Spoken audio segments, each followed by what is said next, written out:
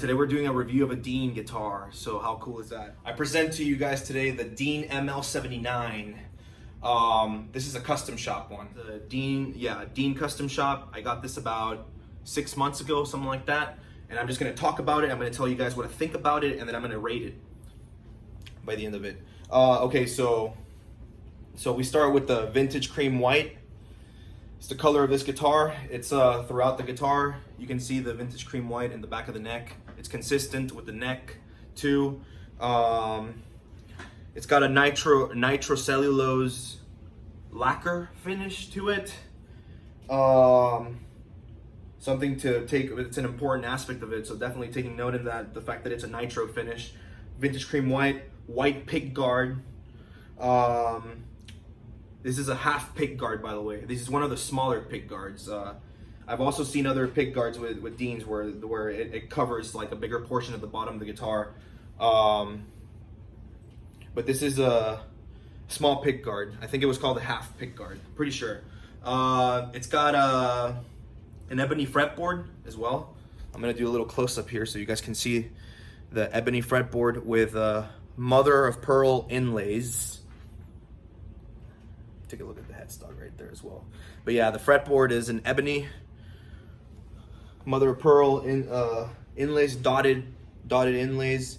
The frets are nickel frets, and they are medium jumbo frets.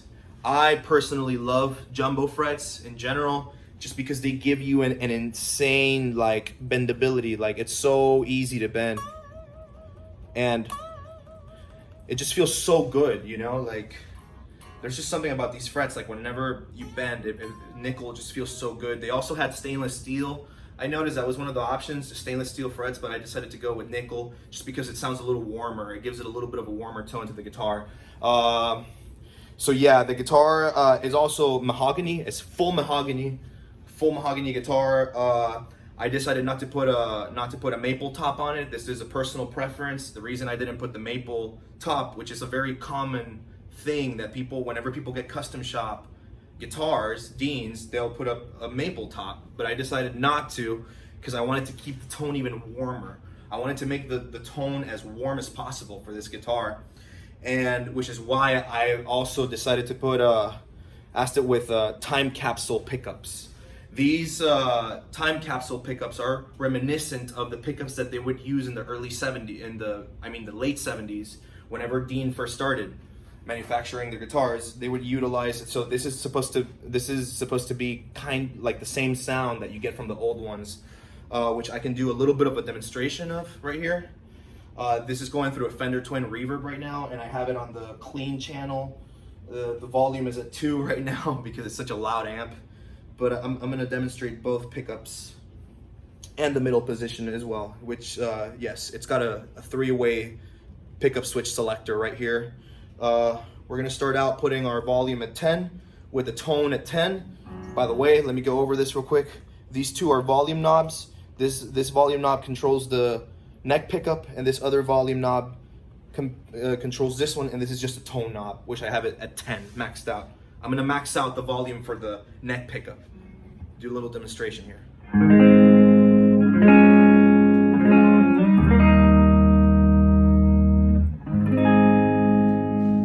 All right, that's the neck pickup alone. Then the treble pickup or bridge pickup. Oh, sorry. Let's get the volume rolled all the way to 10 here.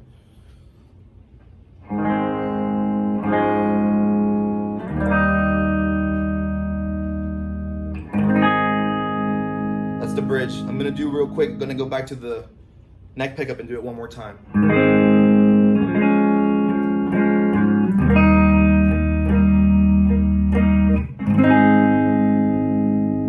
That's clearly louder. It feels louder. Go back to the treble pickup.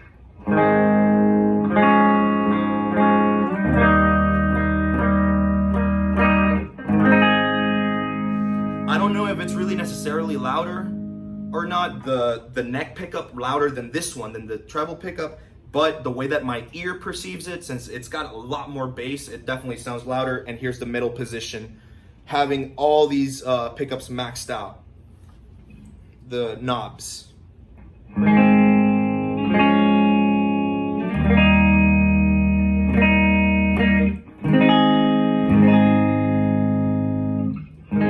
Again, this middle pickup, middle position.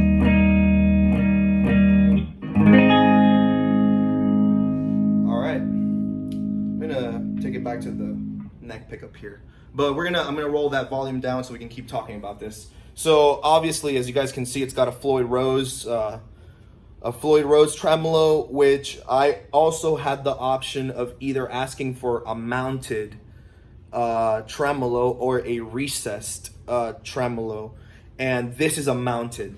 This is a top mounted. You can see that they've mounted it on top, and there's no kind of like this, not recessed. Like if you look at a lot of like Floyd Rose guitars, like Steve Vai, or like the ones that Kirk Hammett uses, for the most part, they have a recessed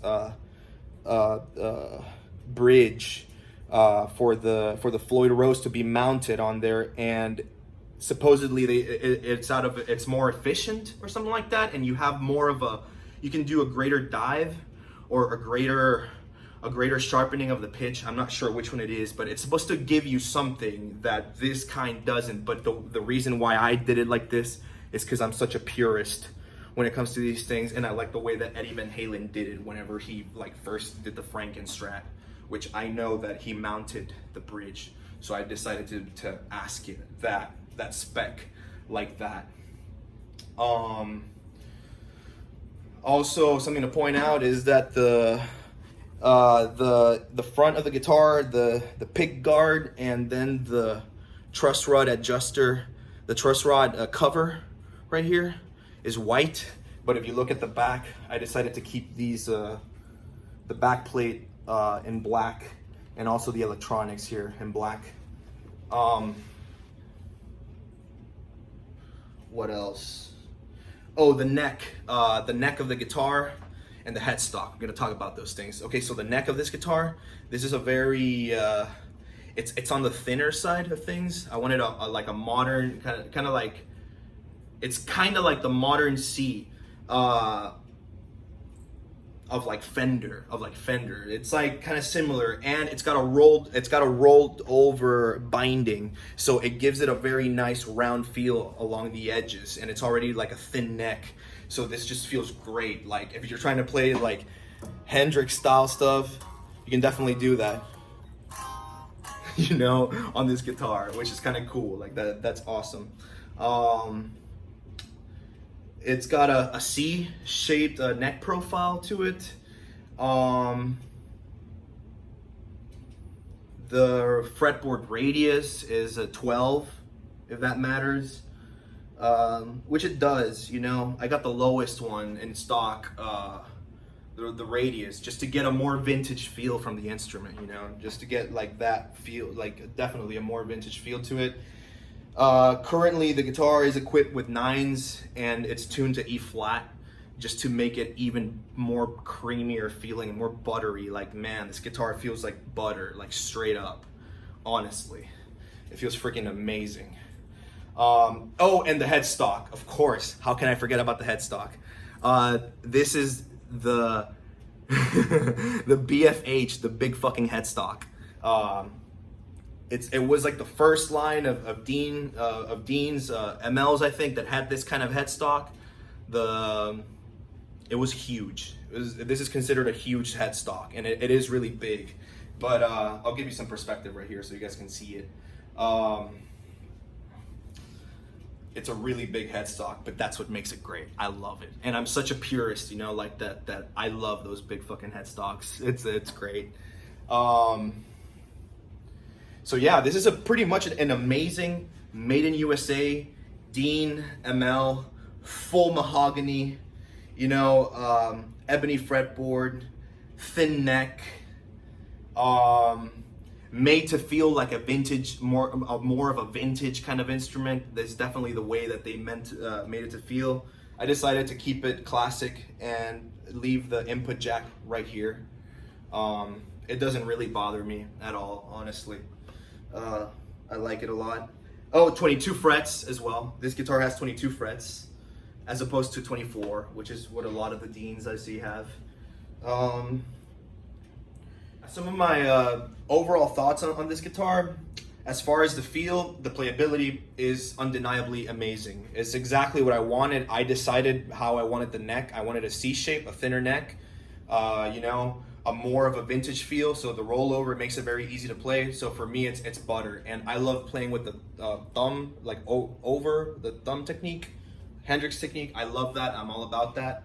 So taking that into consideration, yeah, the feel of it is perfect for me. Something though that I do need to point out about this guitar is that the time capsule pickups. A lot of the people love doing dives with these guitars. You know, the old,